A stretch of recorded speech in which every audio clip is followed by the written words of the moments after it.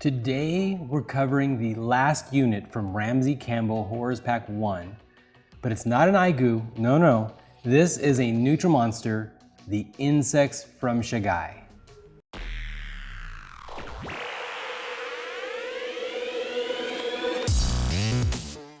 All this cannot convey the soul-ripping horror of the shape which darted at me. I saw the three mouths of the thing move moistly, and then it was upon me. Hey everyone, this is it, the insects from Shaggai, the last unit from the Ramsey Campbell Horrors Box 1. Since their real name in the story is the Shan, I'll sometimes refer to them as such just to avoid such a long mouthful.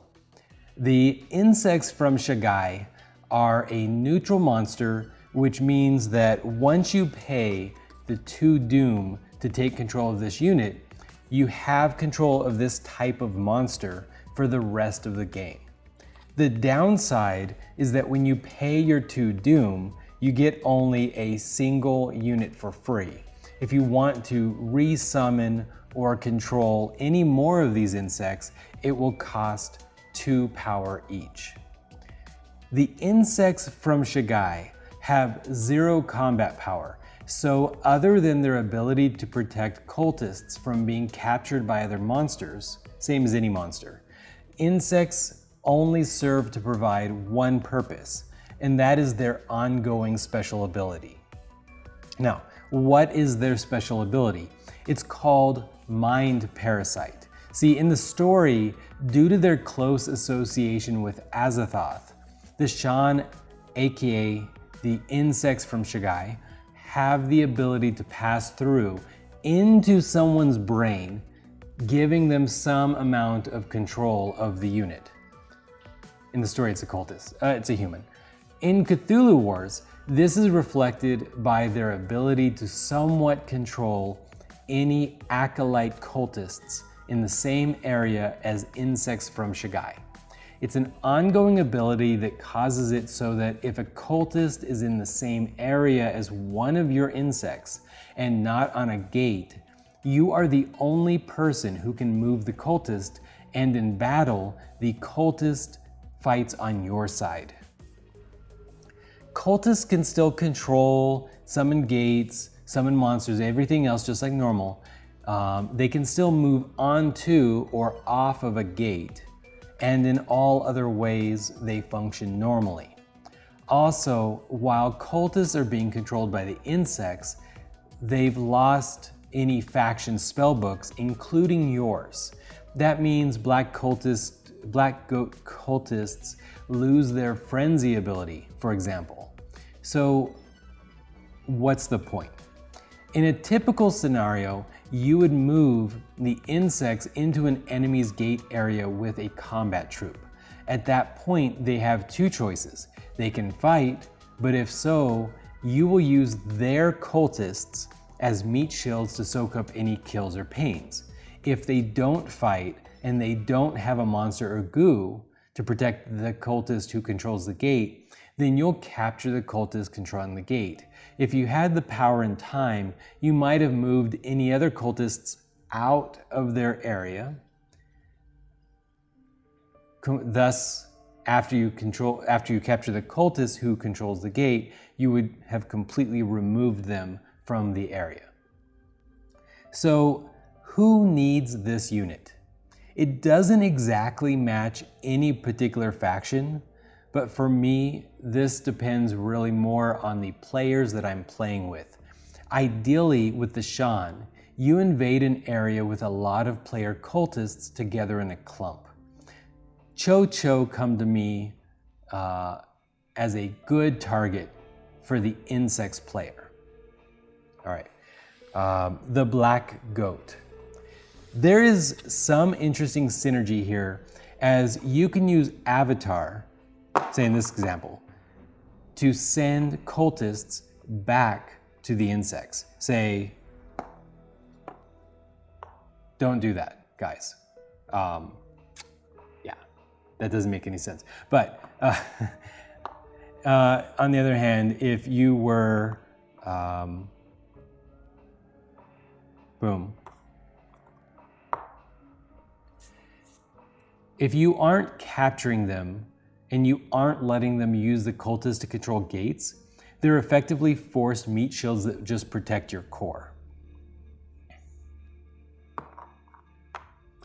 Crawling chaos. First of all, if you can use mind parasite against a crawling chaos cultist, then when you control their cultists, because it's not a spellbook ability, they continue to fly. Well, that would be normal. Which is interesting if nothing else.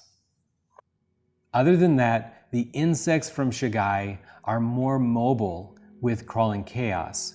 And that means that when you use Nyarlathotep, you can bring them with you. Then you can use their own cultists to act as meat shields to help you trigger the Harbinger against your target without risking the loss of Nyarlathotep, or really even without risking the insects. All right, with Great Cthulhu. With Cthulhu, not only can you use the other player's cultists as meat shields in battle, just like normal, but moving cultists from one side of the battle does a few different things. First of all, they can be fed to the Shoggoths to empower Absorb. This is 3 combat dice per mind-controlled cultist to be fed upon. This is because the spellbooks are not affecting the insects, and number 2, it does specify that insects, the cultists controlled by insects can be killed by cultists as per normal. This was a little bit contentious in the Facebook group. It's not exactly clear what does it mean by the enemy cultists fight, or the controlled cultists fight on your side. The argument was put forward that the cultists should only be controlled in the post-battle because the rules for Absorb specify your cultists. Now, my argument, and I'm going to state this here, is that if you can use the controlled cultists in the post-battle to absorb pains and kills, despite the fact that the rules specify your own units, then I don't see how the pre-battle is any different than the post-battle. So if you disagree about there being something special, pre-battle says absorb, target your own units, post-battle says to assign pains and kills to your own units. How are these two different? It was ultimately decided to treat, in the Facebook group anyways, to treat the cultists as feedable to the Shoggoth. But if you disagree, I'd love to know why, and more specifically, why you think the pre-battle is different than the post-battle.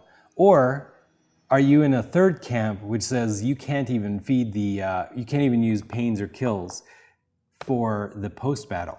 That would be very interesting. And if you said that, and I would say that in your game to not use it for a pre-battle either, because I just want to be consistent, right? These kind of games require specificity on rules. At any rate, all right, opener of the way. Normally, I dislike watering down the opener mutation cycle, but with the insects from Shaggai, you can summon monsters directly into enemy portals. This will discourage anyone from gathering a lot of cultists in one spot, lest you summon an insect right there and they can't do anything about it. If they attack you, that's great, because now you're just gonna use the cultists. They have to spend a bunch of power to move those cultists away. I mean, they're kind of stuck. Then, if you really want to, you can then take their gate, because insects cost 2 power, and that's the rules with opener of the way. Monster costs 2 or more, you can steal their gate. It's pretty brutal. I love it. sleeper. All right, in my vision of reality, Tsathoggua loves to eat the insects from Shaggai. They're one of his favorite snacks. For that reason, I highly recommend being very cautious before taking the insects from Shaggai if another player is playing Sleeper.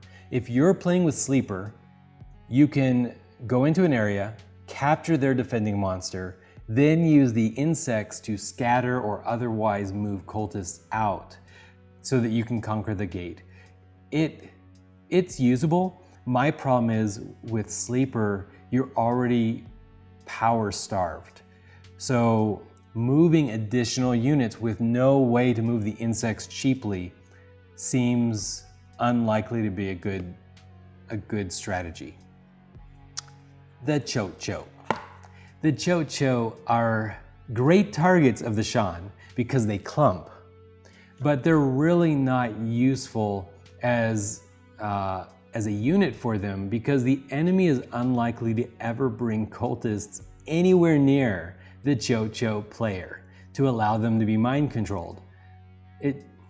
ChoCho don't have movement powers, ChoCho don't have cultists come to them.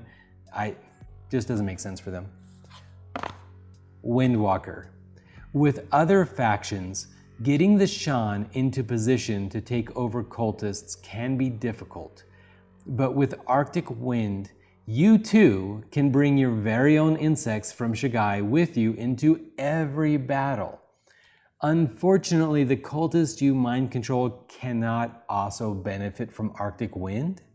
But if you have the excess power, you could move their cultists along with you when you leave. I think it works, personally. The yellow sign. The yellow sign has no means to move the insects easily, and for the most part, probably doesn't have any interest in the kinds of battle shenanigans that the Shan are involved in. Which means I can't imagine it. I'm not gonna take the insects as the yellow sign, sorry. So, what do I think overall? For the most part, I think the insects from Shaggai are too expensive for what they offer, except perhaps the black goat, maybe opener, maybe Great Cthulhu. Okay, they're pretty good. If you can get enemy cultists onto one of your areas where your cultist controls the gate, the free meat shields can be pretty nice. Ultimately, however, it's really going to be dependent on your game, and often you may not realize that they would have been useful until the scenario where it's useful already comes up. For that reason, if the insects are available in your game and you're playing an offensive game, then I support taking them. If you're playing a defensive game, on the other hand, the insects aren't very useful, except perhaps to prevent somebody else from taking them. Now, this was the last of the Ramsey Campbell Horrors Pack 1. Now, I'm definitely looking forward to moving on to the next box, which will be the Ramsey Campbell Horrors Pack 2. My secret big hope is that by the time I get through the next box, we will be receiving our big Onslaught 3 Kickstarter items. I got everything I could. So the Ancients, it's a new faction. The Masks of Nyarlathotep, it's kind of like the High Priest, right? Adds something to everybody. Beyond Time and Space, the new custom Acolytes, and the Shaggai map. If you know anyone willing to sell or let me borrow any box I haven't covered yet, please contact me. Thanks everyone for a little Dorkside Gaming YouTube channel update. We are approaching 800 subscribers. So that will be another board game contest. So if you haven't subscribed yet, I'd appreciate likes, subscribes, and making sure that the bell is turned on so you know when we get notifications. You know when you get notifications. You know when we release videos. Whatever. I'm not good at this ending, guys. All right. Bye, guys.